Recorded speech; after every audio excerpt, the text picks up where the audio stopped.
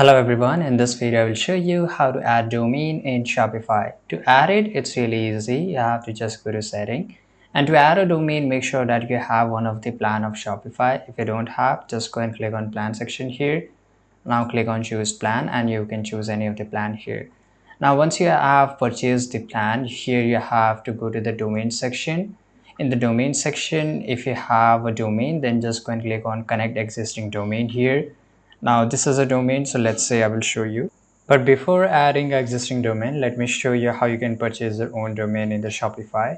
So in the Shopify, if you purchase any of the domain, it's a little bit of expensive, but you will get a convenience. For example, when you're billing for the Shopify subscription, automatically you will also pay for your domain. In other case, if you have an existing domain, so in your case, it might you have to pay for the Shopify subscription as well as with the you have to pay separately for your domain. So I will just look for my domain which is available. For example, let's say that you have a domain that you want, that is, for example, let's say that it is closes right.com. So it will just check whether this is available or not. So as you can see here, provide domain is invalid. Maybe I just need to erase this up and again search for it. So here you can see that here it is available and it will charge me $15. So here you can just go and click on buy domain. If you buy domain, then you don't have to add your domain because automatically your domain will be added. But if you want to connect an existing domain here, so I want to join this domain, I want to connect this, I will just go and click on next. Now here you have to go and click on verify connection.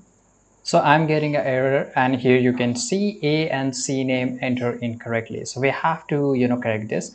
So for example, you have to go to from where you have purchased a domain. I have purchased from Hostinger, but if you have purchased from GoDaddy, if you have purchased from Namecheap, it doesn't matter from where you have purchased because the setting is exactly the same. I will show you. You have to just go to your domain. Now go to your domain portfolio. Now this is a domain here, it is active. I will just go and click on manage. Now I will go here DNS name server, and here this is what I am talking about. So we have to delete A name records and C name records. So we will just go here. As you can see here, there's a C name here. So I will just go and click on delete here, right? And we have to search for A. So here this is a. So I will also delete this up. As well as here there's a 2A records. I will also delete this. Now here in your case, it maybe you don't have C name records or A name records because this is from my older connection. So here we have to just add. So first we will add here C name. Now in the case of name here, you have to add. Now here you have to copy this exactly same. You have to copy name in the name section, www in the target shop.myshopify.com, and whatever the TTL, let it be, and just go and click on add record. Then you will get a notification DNS record created successfully. Now we will add the A record.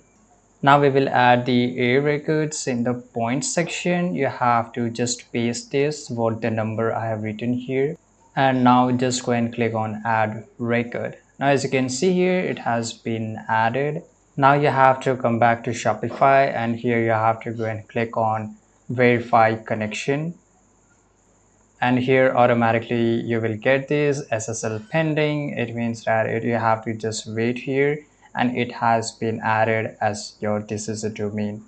So to fix this up, you have to click on it, and here as you can see here, change domain type, and you have to select primary domain. In your case, it could be something else, redirecting domain or alias domain. You have to make sure this is a primary domain here, and just go back, and here you will get this another option, and here change your domain type. Make sure you also make it this as your primary domain. Now you have to go back, and this is how you can just change your domain. I hope you found this video very useful. Subscribe.